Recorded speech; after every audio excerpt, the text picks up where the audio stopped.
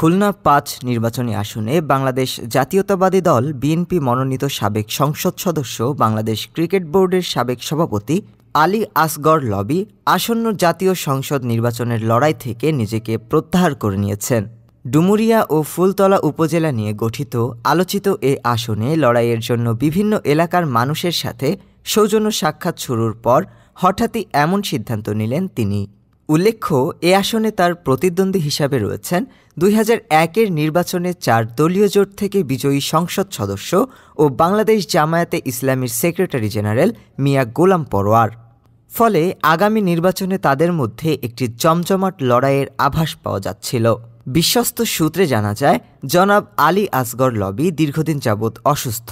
তিনি থাইরয়েডের ক্যান্সারে ভুগছেন। এর আগে ২০১৯ সালে তিনি একটি অস্ত্রোপচার করিয়েছিলেন। শারীরিকভাবে অসুস্থ থাকায় দীর্ঘদিন তিনি রাজনীতিতেও সক্রিয় ছিলেন না। এমনকি ২০১৯ সালের ২৪ জানুয়ারি বিএনপি মহাসচিব মির্জা ফখরুল ইসলাম আলমগীরের কাছে পদত্যাগপত্র পাঠিয়ে রাজনীতি থেকেও অব্যাহতি নিয়েছিলেন তিনি। ২০০১ সালে বিএনপির নেতৃত্বাধীন ৪ দলীয় জোটের সরকার ক্ষমতায় আসার পর আলী আসগর লবি অনেক বেশি পরিচিত হয়ে ওঠেন। বিএনপির চেয়ারপারসন খালেদা জিয়ার ছেড়ে দেওয়া খুলনা ২ আসনে জিতে তিনি সাংসদ হন।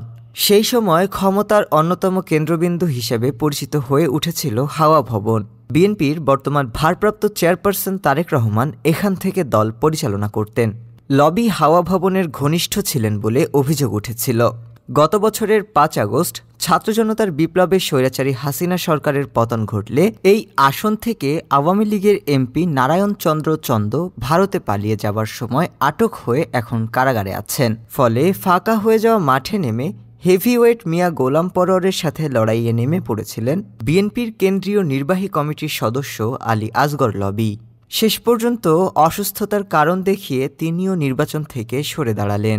ফলে এ আসন থেকে মিয়া গোলাম পরোয়ারের নির্বাচনী বৈতরণী পার হওয়া অনেকটাই সহজ হয়ে গেল।